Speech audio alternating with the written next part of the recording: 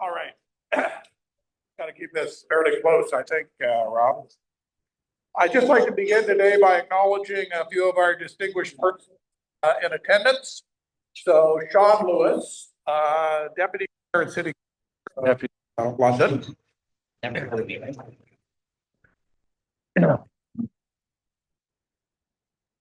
That's encouraging, Sean. So I'll say this for all the councillors. We've got 3 of them here that I'm aware of. Peter Cuddy, Barry Prevost, and Steve Lehman are here. And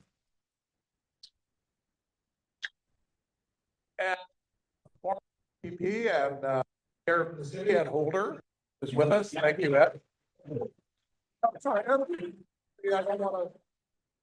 Member of Parliament Canada. Sorry, I don't want to get anybody confused there. And Dennis Timbrell, former MP and Health Minister, is here somewhere. Dennis is back. One other announcement, on June 26th will be our next meeting. Hopefully you'll be able to attend. I know that's getting close to the July 1st long weekend. But we will be having Kurt Holman, who just won in London Fanshawe, and Andrew Lawton, who won in whatever we're calling that riding now. Elgin St. Thomas of London. So, and they will be here, and so we'll get the view for the new MPs that we have from the region. So make that June 26th date. With that, I'd like to pass it over to Sean Lewis to introduce our speaker for today. Sean.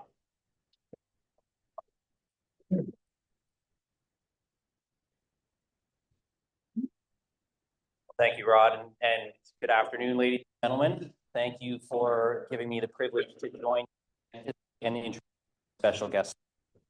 It really wasn't that long ago when both he and I were before you panel talking about the housing crisis.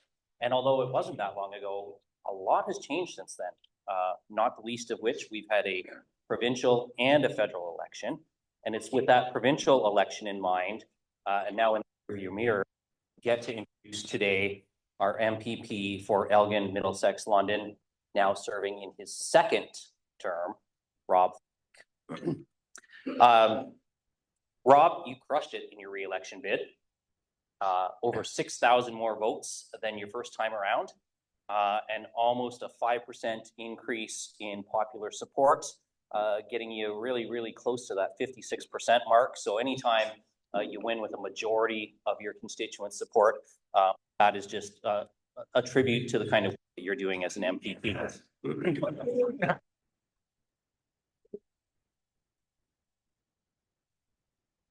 You know, during his time in office, Rob has served not only the people of Elgin, but he's served the people of Ontario as a whole as part of Premier Ford's cabinet.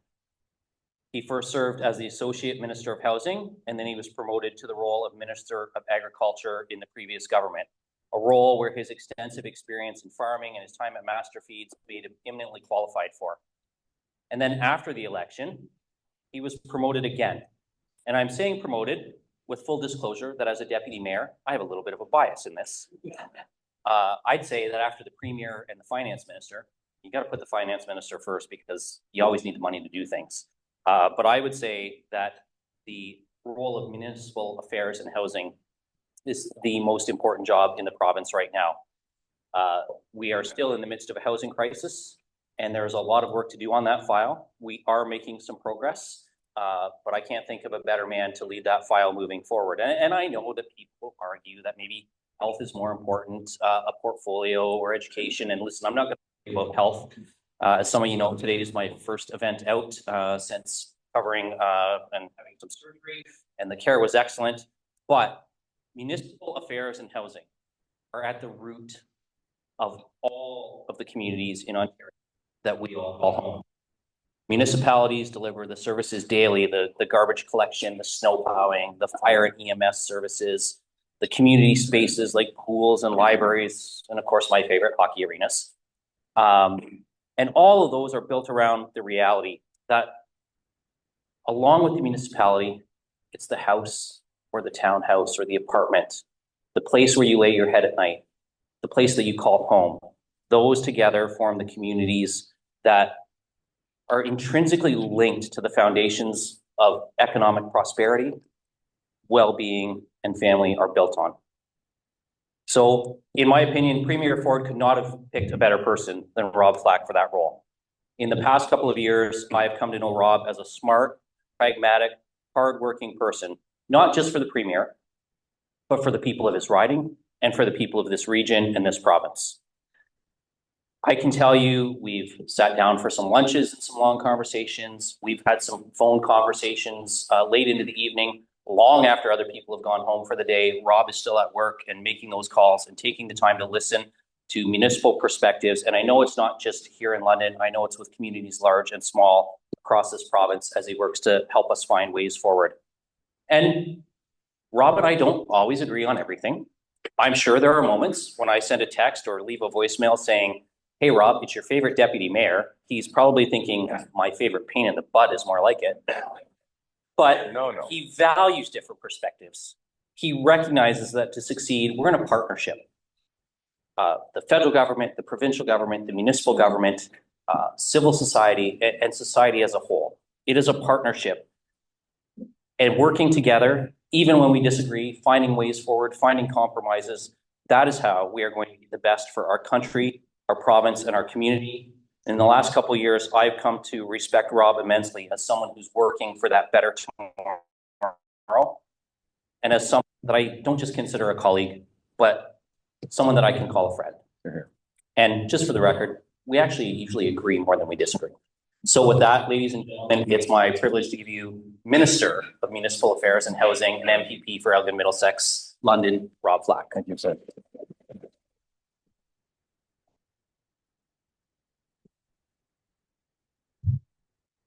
Thank you, John. Is it if I just hold this, do you think? Can you hear me? Yeah. Let's do it this. Is that better? All right.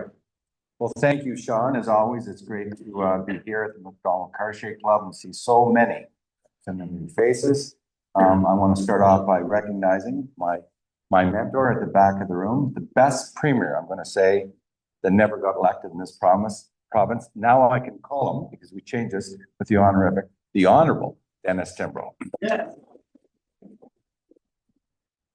Well, when I walked in as Municipal Affairs and Housing Minister, there's a boardroom there, and it's called the Hazel McCallion Boardroom. And Scott Collier, who works with me, is here today, and he knows the boardroom all too well. And there's a picture of a somewhat younger Honorable Minister on the wall. Every former Minister of Municipal Affairs and Housing, and I counted the other day, Dennis, this is really good for me. I think there's 20 next Ministers of Municipal Affairs and Housing after you, since I think 1985 or 4 when you were there. So it's a hot file, as everybody knows. But when I thought about what I was going to talk about today, I made a list, and we'd be here too long. So I'll hit on a few items, and then most importantly, happy to answer any questions. Because obviously, I'll do my best to answer. Obviously, interesting times in this province and in this country and throughout the world, and obviously glad here to talk about them from my perspective, from a government's perspective, and you'll find it interesting, I hope, and ask lots of questions. So first of all, let's talk about the early election call, because a lot of people during the election were hesitant. What are you doing this for? You ever heard the 2 words, David Peterson, 1990? It really hurt him. Full disclosure, right up until Christmas, I was probably on the side of let's not do it. And the Premier would always reach out and ask, Cabinet, caucus, what do you think? What do you think? He was probably on the side, excuse me, of let's not do it. But when the Trump rhetoric heated up, and there was obviously great consternation and market uncertainty, right after Christmas, I remember I was at the lake, and he called me, and I said, you need to have that compelling reason. And I said, I think we have a compelling reason. So obviously within days, the campaign kicked into gear. Little did we know it was going to be the worst bloody winter of the last 5 years. So Scott Collier here can attest. The first day, he's not I would call him a reluctant door knocker at best. But the first day, how did he get out of it? He wiped out getting out of his car in St. Thomas, whacked his head and had a grade 2 concussion. And I just said, you lazy bugger, you'll do it. Yeah, but anyways, thank you, Sean. Yeah, we had a really good run. I'm very disappointed, obviously, that Barb and Jerry, and where's Peter? Peter's right back here, that didn't get it across the finish line. And I'm a little bit selfish, I'll admit why. Because, well, I'm the MPP for Elgin, Middlesex, London. And I say this lovingly to all my London friends, being on the government side of the house, all my councillors and community members see me as their government MPP. So it makes for some busy times. That being said, thank you, the three of you, for running, putting your name on the ballot again. Jerry's case, it's a noble cause. It's an important part of our democratic process to put your name on the ballot. And not many people win the elections, but you know, to all, Beth is here today, but you guys done a great campaign. Thank you again for serving the province.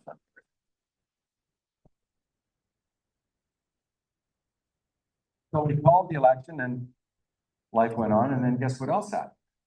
There was a federal election, which, you know, the turmoil, you know, Trudeau leaving early in the new year, having a leadership convention where Prime Minister Carney kind of won handily. What did he win? 80-something% of the first ballot and only ballot on the Liberal leadership convention. And frankly, you know, and I'll tell you a quick story. I've been around the game a long time. But Dennis, you'll remember when Mulroney was leader, John Turner won the leadership. Turner went up, actually surpassed the PCs at the time, and Mulroney called in an early election. And the rest, they say, is history. Liberals went to 40 seats. We won the biggest majority ever, with 211 seats. Mulroney was prime minister. So that was a big turnaround.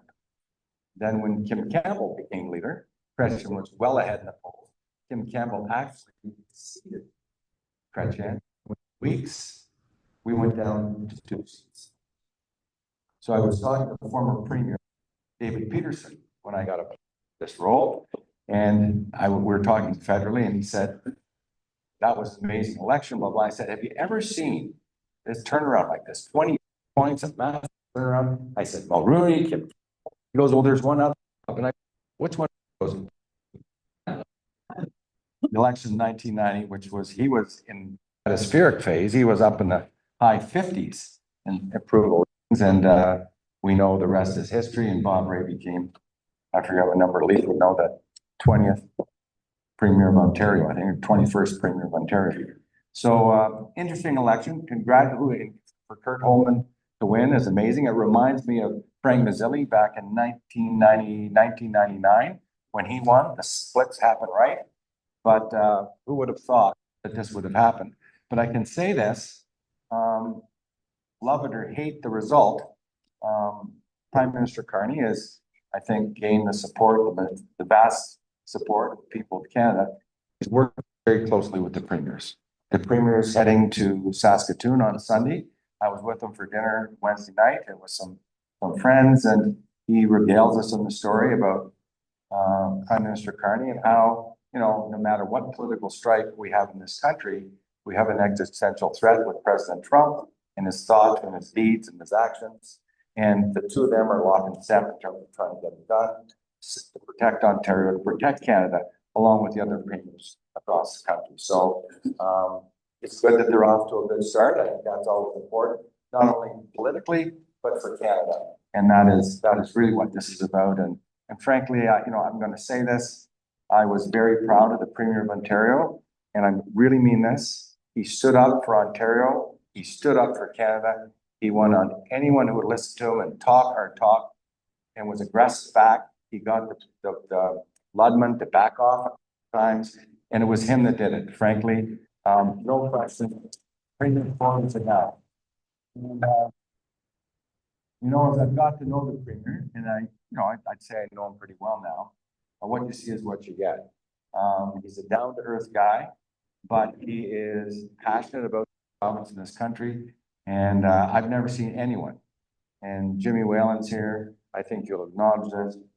I don't know anyone who works as hard. He hardly sleeps. He hardly eats. I know he's a big guy, but I don't know what he's eating, but I said, how do you keep the weight on?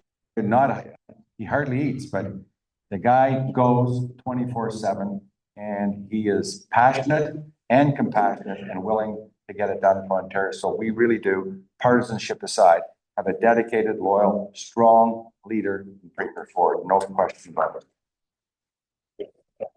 So if you've been following the legislature, I think you'll see that we tabled the budget, or Minister Bethlenfall, we tabled the budget a couple of weeks ago, plan to protect Ontario. And if you ever need a copy, let Barb know here. We're happy to share them. And while Barb's here, I want to thank my constituency office. You do a great job. And I look upon it this way. When you have an office like this, you're really in business, right? It's about customer service. So whether you're running a restaurant, Jerry, or you're running a business, Alan Drulo, it's still about customer service. And we have a great team.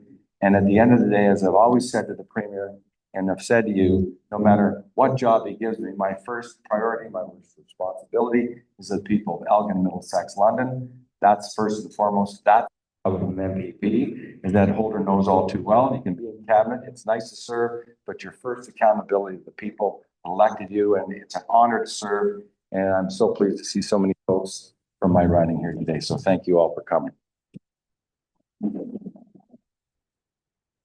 So, quick story about how I got this job. So it was, I forget what day it was. It was my swearing in day to get sworn in back as the MPP in the 44th Parliament of the Legislature of Ontario. So Bob Stanley, what was there, about 23 of us, Bob, not me, but you and Scotty and I drove along the way. We drove because we had a meeting, I forget. Oh, we were at the Ontario Grain Farm, Ontario. So everyone took this van or this bus, came to Queen's Park to see me get sworn in. Betty came, my mother, 89, came, friends, family, people in the riding. So we got there, had a nice lunch, quick tour of the legislature, into a room, private ceremony, got sworn in fun, and they went over to my former Ministry of Agriculture office. So I got called as I was walking out from the Chief of Staff to the Premier, Patrick Sackville. He says, "Can you speak?" I said, "Yeah, I can speak. Go find a quiet corner." Well, it was hard to find a quiet corner, but I started rolling the halls of this park. And he said, "Rob, the Premier needs to see you now." He said, "We've got an important assignment for you."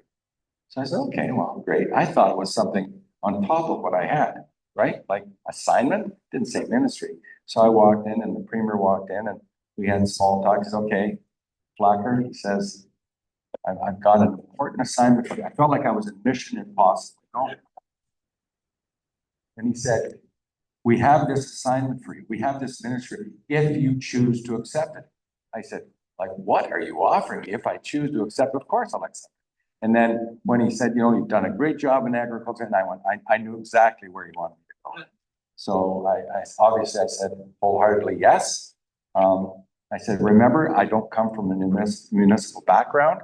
It's not my wheelhouse." And he looked at me and he said, "Good. I don't want that. I want a business guy there. We've got a crisis under things we've got to fix, and just do what you do best. You've done your whole life, and we'll get fine." So that's literally how I got it. I walked out the door, and I phoned my wife, my mother. She was driving my mom home, and I said, "I met with the Premier." Now, the first time I got asked to be Associate Minister of Housing, we're at the lake. I mouthed the word to Denise when she was standing beside me. I went, when I was talking to the Premier, and Denise went, and went in the bedroom and prayed the rosary. So this time she's a little more enthusiastic, and obviously it's been a wonderful learning curve. It's been a steep learning curve, and obviously I've been listening and learning, but I've got so much more to learn and do, but we've been pretty busy. When you look at the legislature, I think Scott, 3 bills before the House and 1 to come next week. Wink, wink, nudge, nudge, peel. So the encampments bill, which we presented, is being debated as we speak, really saying that public parks and public spaces are meant to be for families. They're not to be feared. They're for fun. And that while we have a huge homelessness crisis and supportive housing need, our public spaces, our public parks are not for encampments. We're not doing anyone any favors by having. Well, I'm pretty sure that one will pass. There's been some angst, a little bit of a, what do you call it? Pushback. Some point, a little pushback, but, and it's true, we do have to find other solutions, but we're spending billions of dollars in this, whether it's homelessness prevention funding, whether it's the new treatment hub centers, the hubs, heart centers in Ontario, whether it's Coachie, Cobb, National, I'm looking to him because this is the guy that mostly handles that file.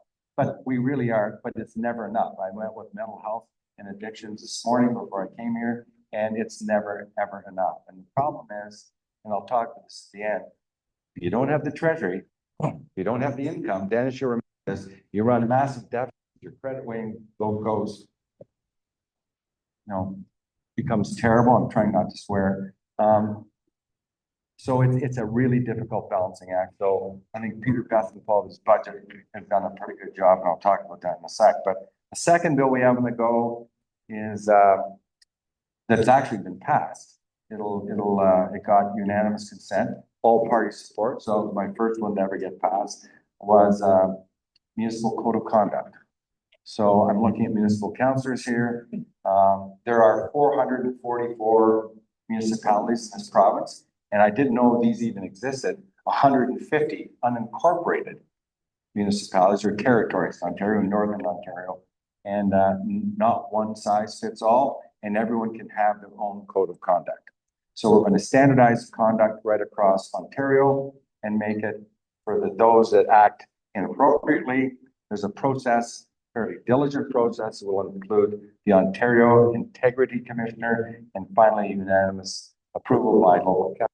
Those bad actors get expunged from the system and are not allowed to run in the next election. So I'm pretty sure it's gone to committee, and at the AMO, Association of Municipalities of Ontario, will present it this summer. We'll get some feedback, but again, AMO is supporting this 100%. So that's really the piece of legislation. So I'm looking at Jerry, I'm looking at Sean. Who else is a councillor here? Peter. Steve, mind your piece of cute voice. And then the final piece of legislation that we've got before the legislature is called Bill 17, or Protecting Ontario by Building Faster, by Building Smarter. So really what this is about is in the condition to get shovels in the ground faster. And I'm sorry, Alan is with the Federation of Rental Ontario, a big player in that space. If I'm repeating what you heard the other day when I spoke to your annual meeting, I apologize, but I really think this is great legislation. And here's why. And those who are in the home building sector here or municipal councillors, as you said, Sean, we have to work together. So, and I'm also of the belief that governments don't build houses. I really don't believe. When I first talked to Gregor Roberts, the new housing minister, nice guy, former mayor of Vancouver, I said, let the record show, I don't believe the province owns backhoes, shovels, hammers, and saws. Like, if we got into the business of constructing homes, God save us. Government would be the worst trying to build homes. Our job, collectively, federally, provincially, and municipally, is to create the conditions, create the environment for those that do it best, the home builders, to get those houses started. Now, we have a housing crisis, a serious, serious housing crisis. We've got lower starts now than in 1990. 1990. It is that bad. And the math just doesn't always work. So what we have to do is create the conditions to get shovels in the ground faster. So some of the highlights of the bill include development charges. You've all heard of development charges here, which add on to a new home to help support infrastructure in municipalities. What are they in London, Sean? 50 grandish for a single family home? 44. Toronto, Mississauga, Alan, what are they? 150 to 200,000.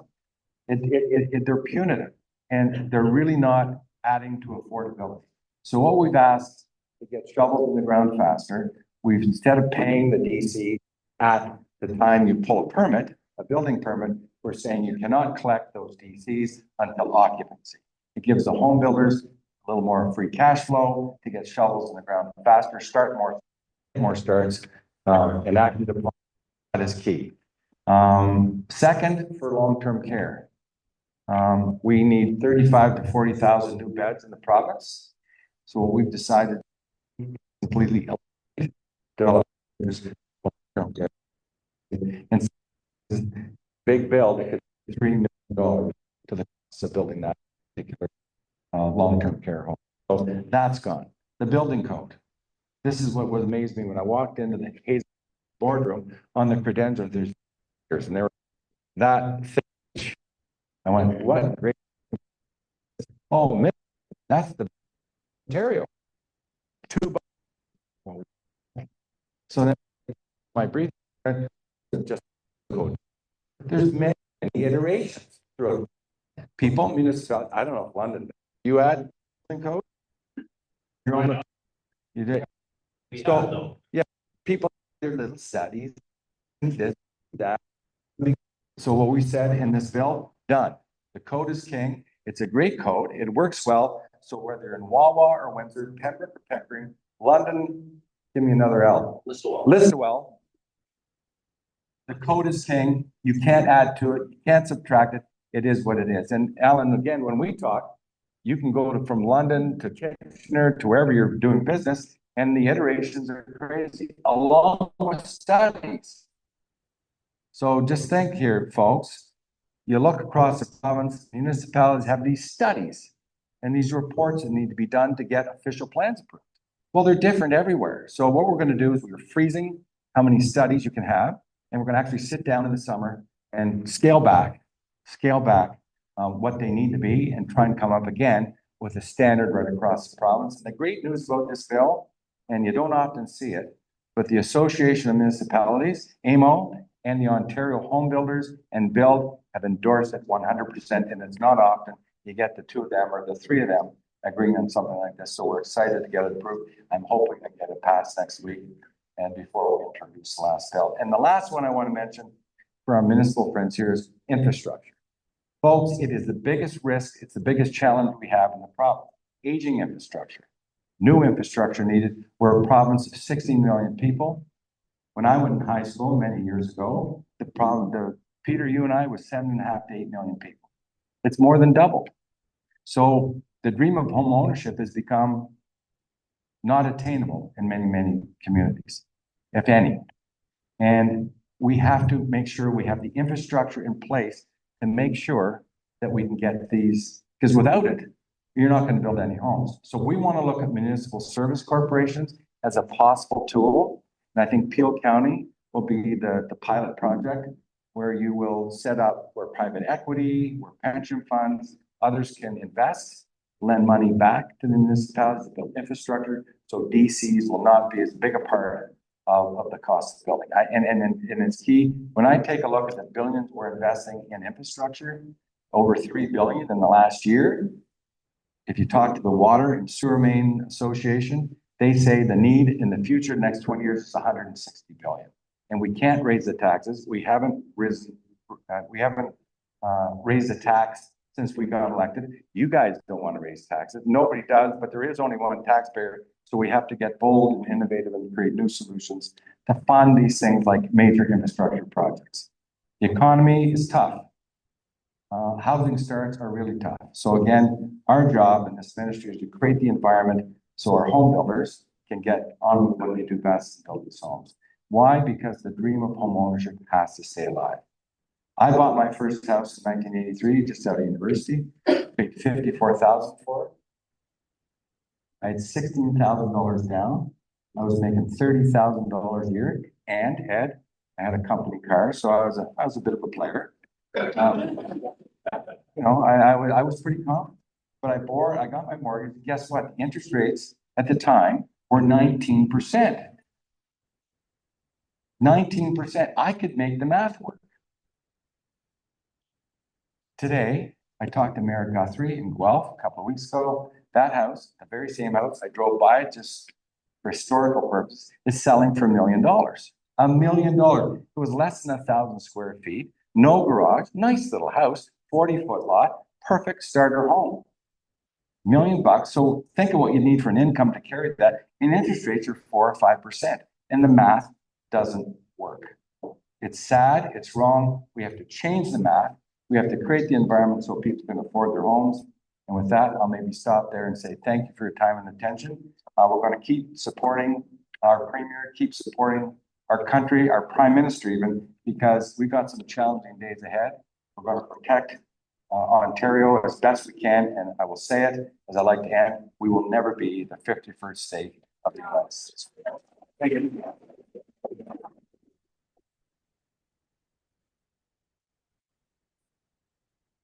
I'll try to moderate his own questions. I hit a few rounds or so. Questions no longer than 30 seconds, and they end in a question mark. Thank you, Rod. Fire away. Sir Ed. So I know the importance of the cooperation between federal and provincial governments when it comes to housing, and the federal government has determined that they now seriously want to be in that business.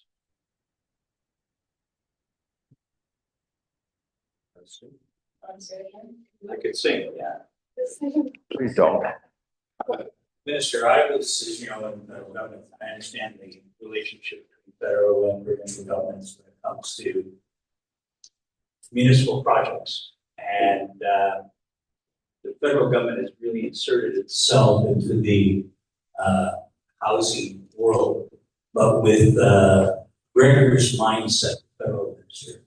And your mindset seemingly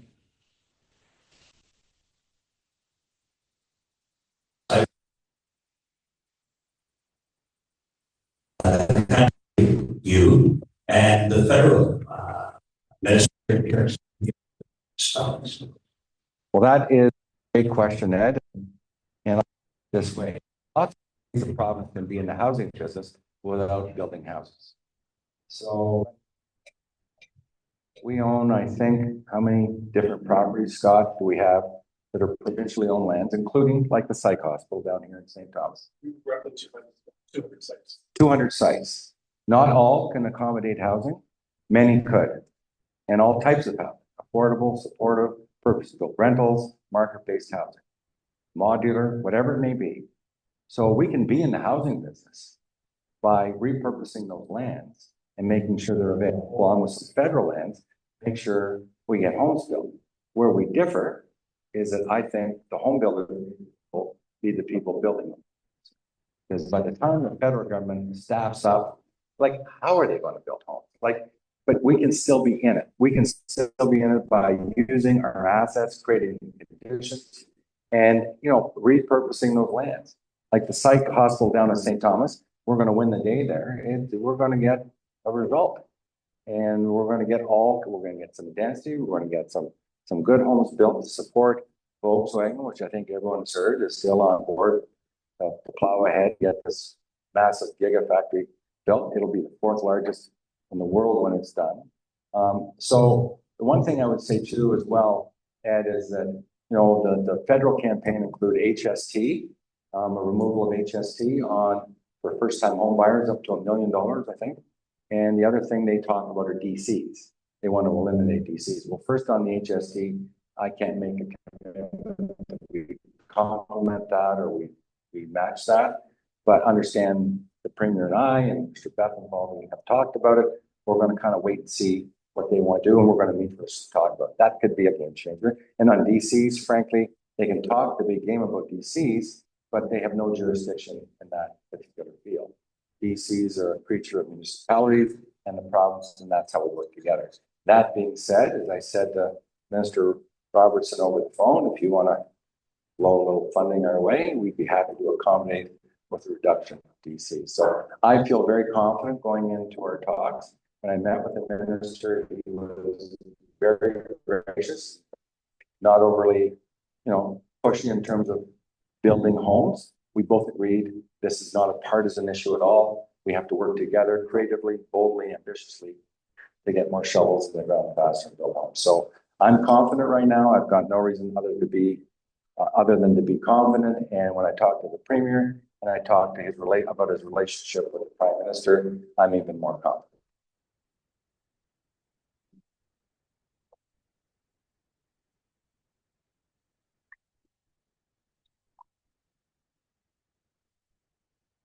Please comment. I've got a great set of questions.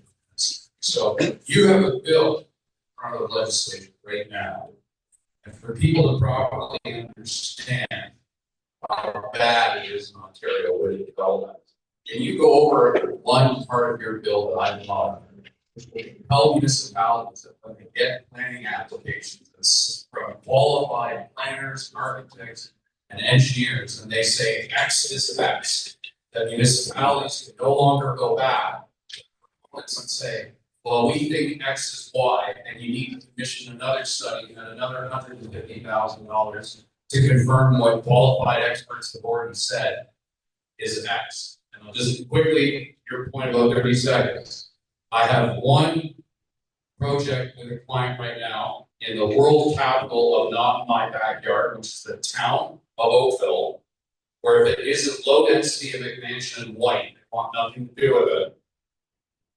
$24 million, 7 revisions of site plan, $17 million of loss assessment to that municipality, where they've asked for over $1 million of confirmatory work for engineers, planners, and other professionals. So good setup question, Minister. What's your bill doing to stop that nonsense?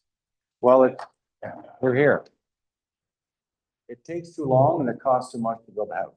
So let's talk about it takes too long. That's why it takes too long in the big way. So, and again, I say this because I know the councillors in this room are not geared this way, but you know, in a lot of municipalities, it is NIMBYism at its worst. They don't want everyone. I love this about even a lot of my municipal friends. When I meet with these councillors, I meet with these mayors, big city, mid-tier, lower, whatever it may be. Everyone talks the good game about housing. But at the end of the day, do they really want it? They want nice single family homes. They don't want density. They don't want transit oriented communities. They fight it. And what they do, and the trouble you have between the province and municipalities, Leith, and I think you know this, is that if you come up with, say, a regulation or legislation that says we're going to put a cap on these studies. So for instance, an engineer stamps a plan. Why does the ministry or the municipality have to restamp it again? It's like pride of authorship. So we're ending that. But if we can cut the time it takes, and so I'll turn to you again to the deputy mayor. How long does it take to get a building permit in London? Actually, I can tell you, Minister, right now, we're doing really well. We're meeting our timeframes within the 90 days. But let's talk, then let's go back. From the official plan, plan of subdivision, site plan, building, like London's good, but it's can be a lot better. Oh, it can absolutely be better. And so what we're trying to do is standardize, like, let's talk about official plans. I just got the official plan for Toronto in for our ministry today. How many pages is it? 2,780 pages. 2,780 pages. What would London's be? 400 or 500? 462, Mr. And ours is Mr. Mentha here. He just has it there. So others are like 30. So in BC, the average size of an official plan is 30 or 40 pages. So we haven't standardized it. So what we need to do is click the box. Yes, you did it. Yeah, and we're going to use artificial intelligence to do this in the future. It's going to make what you're talking about even faster and less punitive to home builders, because you can use that tool to ferret out bureaucracy and unneeded waste. It just takes too long. 2,780 some odd pages. I just don't get it. So take, for instance, the building code. Come back to that. They've got green standards in Toronto. It's punitive. And they're all mad at me because I'm getting rid of them. Well, I'm not. If you are a home buyer or a condo builder and you want to deal with a customer and you want these standards built in, you can add them. You can add those features, but the code is not going to be changed. You don't have to have them to get a building permit. So I hope I'm answering your question. I could give you 100 different examples, but it has to be standardized across the province within reason. But we can't have the NIMBYs continue to, it's like guacamole. What do you call it? Whack-a-mole. Your whack goes down, comes up another hole, comes up another hole. We got to stop that. It's killing us because time is money. I talked to a builder, Mattamy Homes, the largest builder, I think, in the province, also built homes in the US. In North Carolina versus the GTA, they can build a house for literally half, slightly more than half what it costs here in Canada. And that's dollar for dollar on par. Why? Labor's a lot cheaper. Number one, building materials are lower, but the time it takes to get that home built can be done in weeks or months, and it's years or even decades in this province. That's what's killing us. Sean? So I won't put you on the spot and ask you if you can have. That means you are. Official plan amendment for London before he dives into that monster from Toronto. But I will ask, because I've seen it from my municipal experience, as you're working through these standardizations, will there be, can we look forward to some changes perhaps coming to our conservation authority regulations too? Because I know our home builders in the room know, some of the time that's added to shovels in the ground and building permits issued is coming not from municipalities, but actually from conservation authorities, and changing floodplain mapping, not having them peer reviewed. Builders think that they have subdivisions where they can build homes, and suddenly they're told, no, now you're in floodplains. We're not looking at 100 years now we're looking at a 250-year event. So can we expect some changes to be coming to the conservation authorities in the future as well? Not only can you expect it, you're going to get it. I can tell you, Mr. McCarthy, if Todd McCarthy was there, my friend from Durham, he, who now is, it's being transferred from Natural Resources to the Ministry of Environment and Conservation and Parks. And Todd is like a pit bull on these things.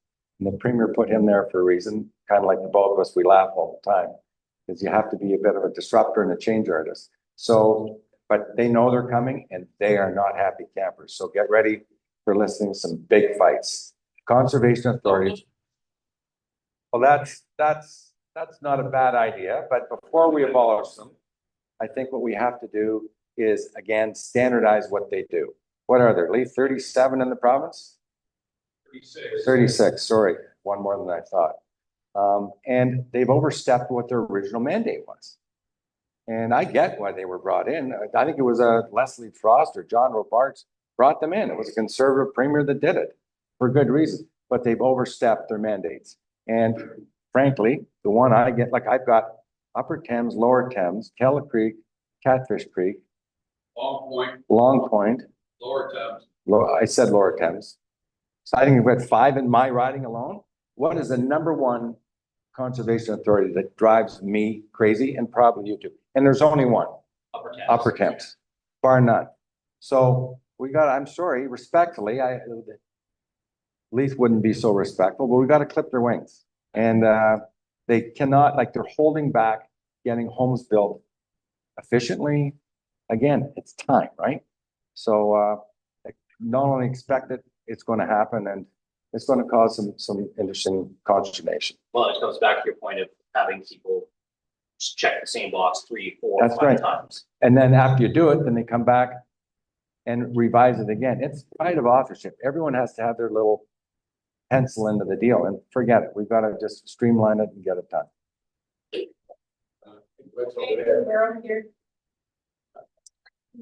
Oh, Rob, Richard? question has to do with the Ministry of University College.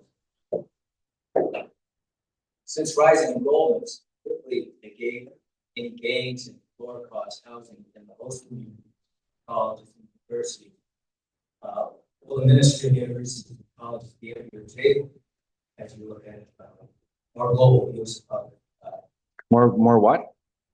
as you explore a more wider look at how to take care of the housing crisis?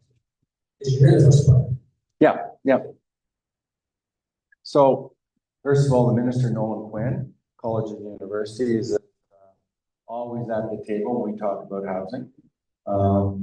And all the colleges, now, like, there's a lot of pain being felt in that too, because I think we all know the international student contingents was probably overcooked.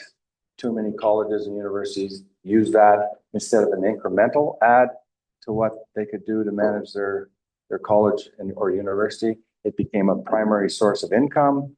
And then when the federal government finally decided we couldn't manage or afford the influx and changed it, now there's financial woe. And so I'm hoping with a little bit less pressure in that arena, the housing continuum isn't going to be as painful. But Minister Quinn is at the table every time with me. I see him every day and we talk about it. He's got a tough assignment ahead of himself too. So 100%, but there's some great housing projects going on throughout the province.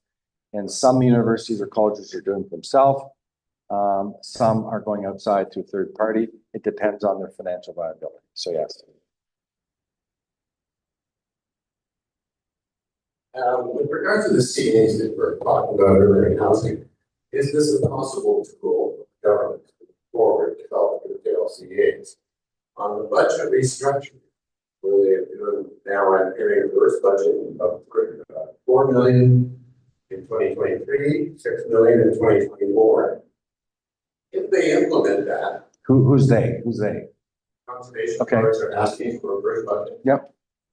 Now, does that mean that the city treasurers of 15 municipalities are then misspoken and misrepresented the closing of the books in 2023 and 2024?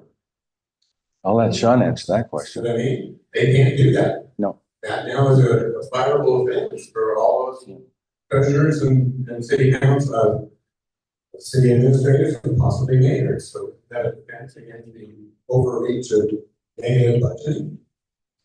All I'll say, Gareth, is stay tuned. It's a tool. I hope you can. Thank you very much.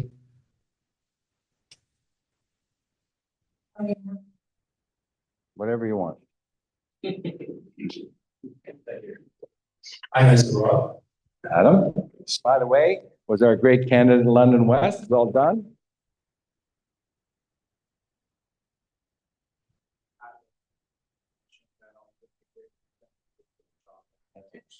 I've done and for his passion and for the love of Canada. I'm very proud of the William and friend. I have a question which has two parts. In terms of affordability, when I think of the lack of affordability, is the fact that we no longer have awful paychecks. So we can do a great job of trying to tackle the supply side of it. We are able to build more and more.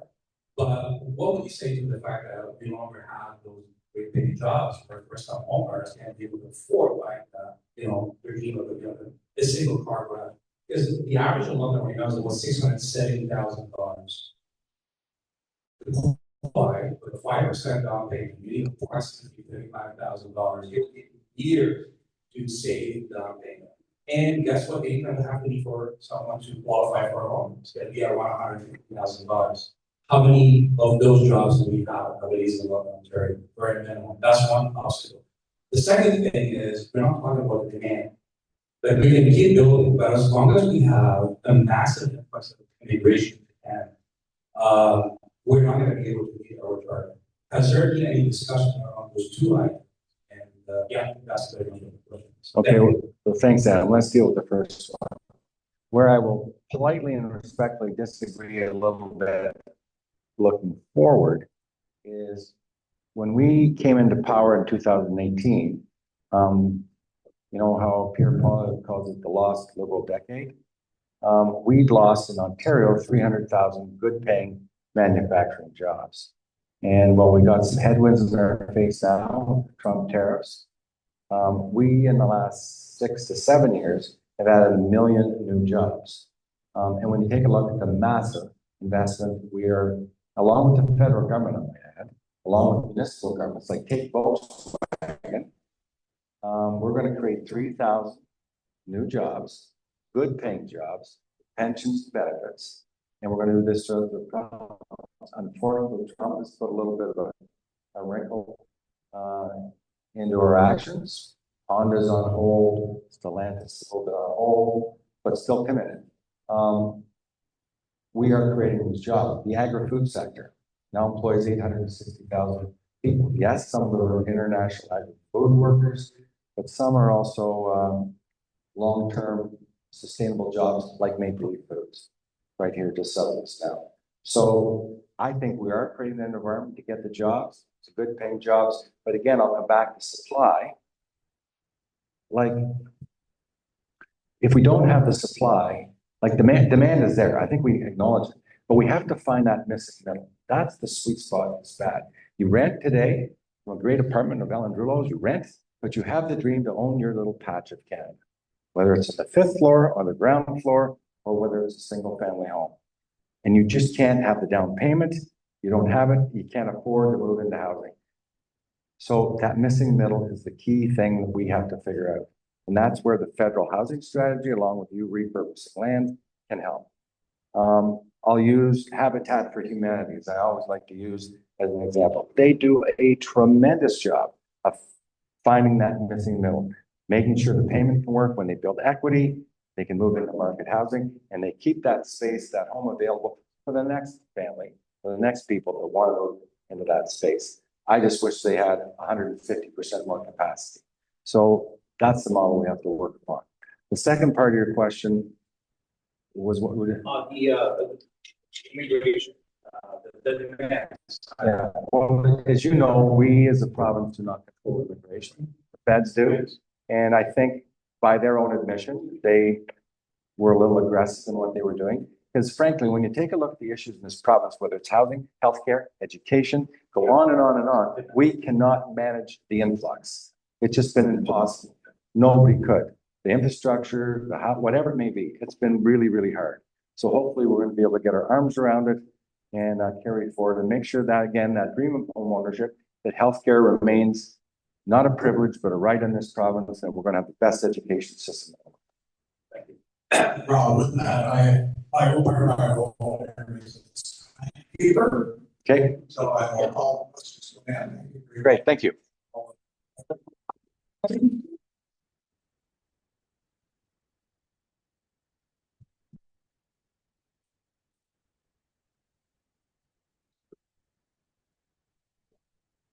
So, if you'll indulge me, I'm just gonna take, hey, Rob, come on back up.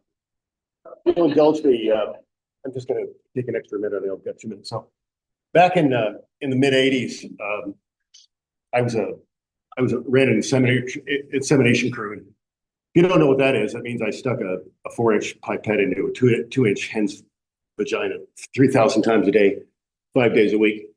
And He taught me everything I know. I didn't know Rob well. I knew of Rob. I didn't know him well. But if I thought I was at the bottom of the pole, Rob was even lower than me, because Rob was a junior feed salesman. And he was really junior. And keep in mind, in those days, there were 8 feed mills within about 100 miles radius. And Rob was just one of 8 feed salesmen that would turn up once a week to try to get the business. But Rob talked a few minutes ago about customer service. And let me tell you a little bit about this guy. So, as I mentioned, 8 feed companies, 8 feed mills, all looking for Cuddy's business. There's a lot of business. A lot of business. And we were good. No, we were great. Yep. We were the best in the industry. I mean this, I'm not laughing. Right. We were the best in the industry. Nobody could touch Cuddy. We did it. Conversions, feed conversions, meat conversions, livability, everything we did it. Quality. Rob came up with the idea with my brother to be better, one step better.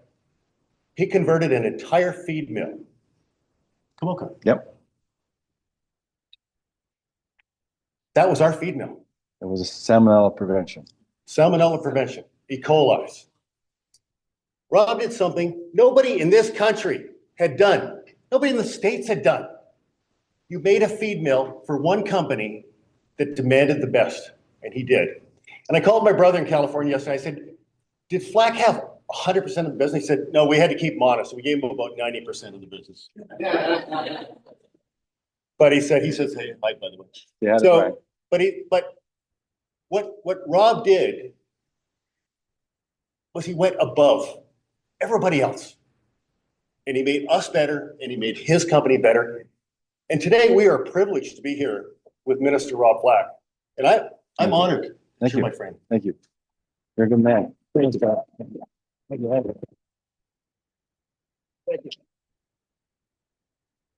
Go ahead. Thank you. Thank you. Good job.